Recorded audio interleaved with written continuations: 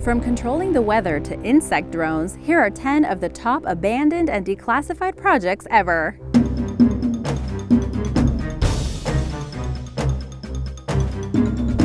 Number 10. Operation Popeye.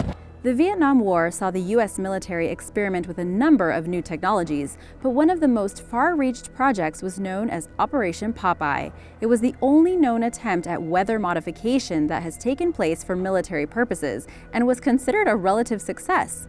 For understandable reasons, the government tried their best to keep it under wraps. This operation took place between 1967 and 1972 and was focused on areas of the Ho Chi Minh Trail. In an attempt to limit the movements of the Vietcong in the region, clouds were seeded with silver iodide to try and extend the monsoon season. The increased rainfall would then soften the road surfaces with mud, cause landslides, destroy river crossings, and make the land much more difficult to cross for long periods of time. The program was overseen by Henry Kissinger, the Secretary of State at the time, along with the CIA, but controversially, it was done without the knowledge of the Secretary of Defense, Melvin Laird, who had expressly denied any attempts of weather modification to Congress. Maybe it was plausible deniability. Anyway, the operation was quite successful at slowing down truck traffic in the targeted areas due to the increased rainfall. In some cases, it extended the monsoon season for up to 45 days. Scary to think that this is proof that controlling the weather can actually work and that the government has actually done it before. The operation was forced to end, though, when the New York Times exposed the details in 1972, and Congress took steps to ban what they called environmental warfare. Weather modification for militaristic purposes is now outlawed under the International Environmental Modification Convention, so all further research has officially ceased. Number 9. Operation Washtub. With Alaska's proximity to Russia, it's perhaps no surprise that extra steps were taken during the 50s to protect the nation from any attack that might come from the north. At the time, Alaska was still only a U.S. territory, and the operation ran from 1951 through 1959 when it became a fully fledged state. The Soviets were helping North Korea battle the South, but it was thought by many to be a distraction from their true aim, to either attack Northern Europe or America. The idea was that if the Soviets were to launch an assault involving bombings and the dropping of paratroopers, there would be a number of civilian agents who could hide in the remote wilderness and transmit intelligence to the American military. These SBAs, or stay-behind agents, would make their way to survival stashes of food, gear, and communications equipment. A second group of civilian agents would be tasked with helping military personnel who had become trapped in Soviet-held areas to escape back to safety. One of the rules of Soviet conduct instructed them to eliminate any resistance found in occupied territory. This meant that officials were so worried about the threat that they also trained reserve agents outside of Alaska who could be dropped into place should the need arise. The operation was marked as top secret, and in total 89 agents were trained and paid $3,000 for their involvement.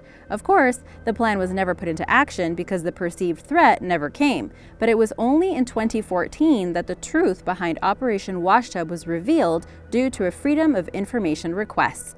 Number 8. Polyus Battlestation. During the Cold War, the U.S. was involved in the development of countless secret projects, but as we know, as usual, Russia was doing the same thing.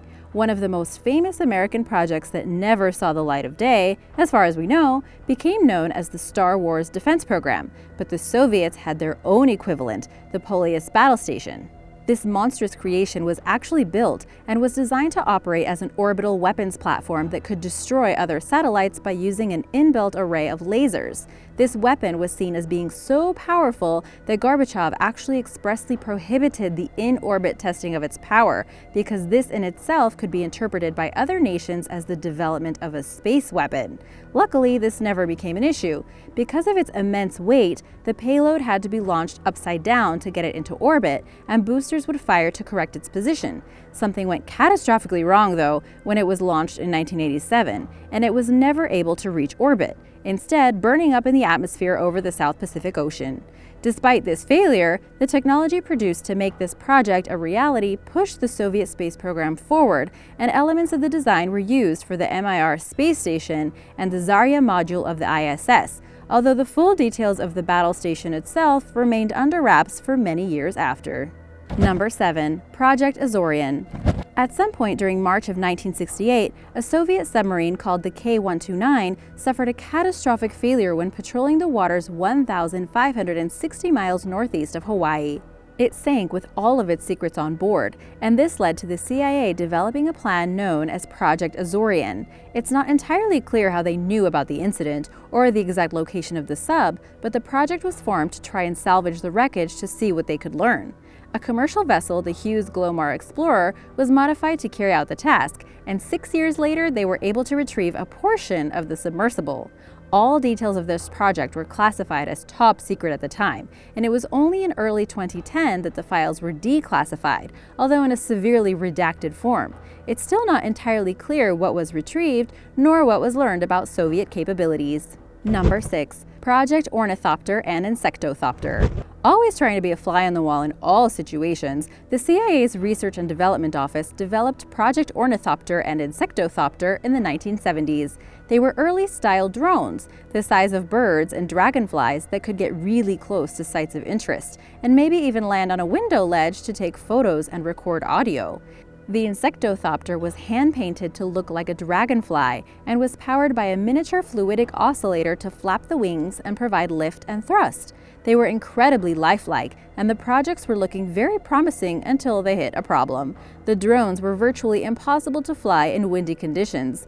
Because of this, they were deemed too problematic, and the entire project was canceled after only a few prototypes had been built. Who knows what they have now? Number 5. Project 1794. This declassified project from the U.S. Air Force could quite well be the reason behind so many supposed UFO sightings around the test sites of Nevada. Simply known as Project 1794, the design of this aircraft was completely unique and saucer-shaped. It was created in the 1950s and went as far as the prototype phase before the project was canned.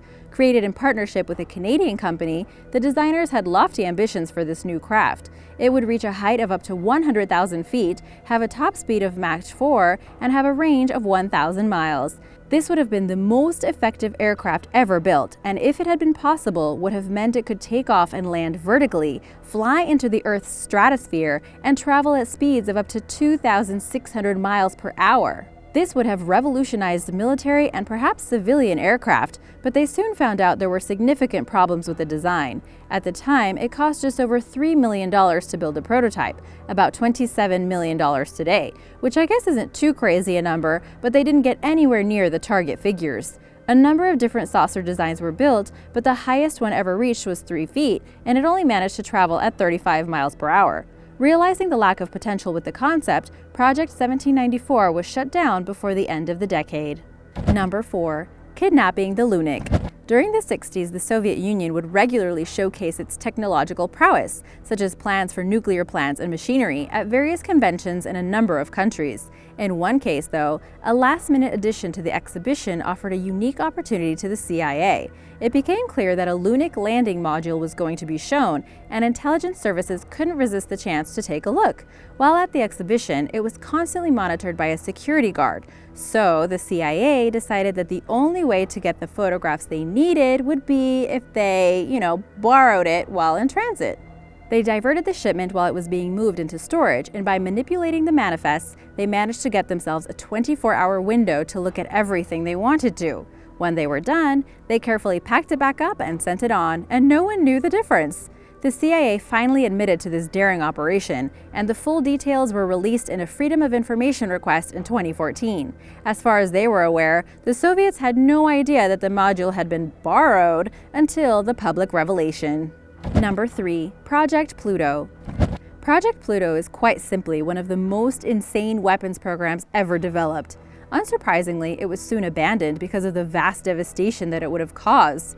Stemming from a project that began in 1957, the weapon became known as the Flying Crowbar. It was a nuclear-powered cruise missile, but one that flew at extremely high speed and low altitudes, just above the tree lines, and spewed out nuclear material along the way.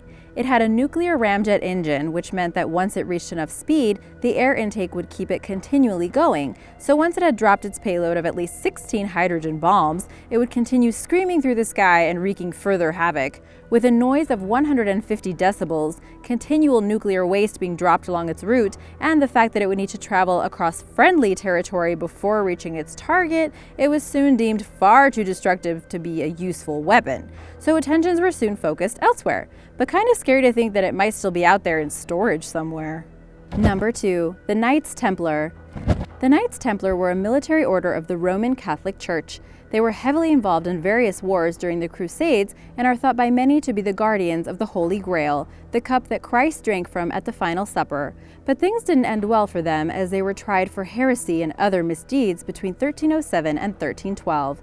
Following the trials, a number were executed and the order was disbanded, but records of what happened were kept under wraps for more than 700 years. That was, however, until the Vatican released copies of the records from the time in 2007. Known as the Chinon Parchment, it detailed how Pope Clement V found the Knights Templar to be not guilty of heresy, but guilty of lesser infractions of church law. This was what led to him disbanding the order, but this didn't stop King Philip IV of France from burning a number of the knights at the stake, an act thought to have been carried out because he owed them vast sums for enlisting their services. What other classified documents does the Vatican hold?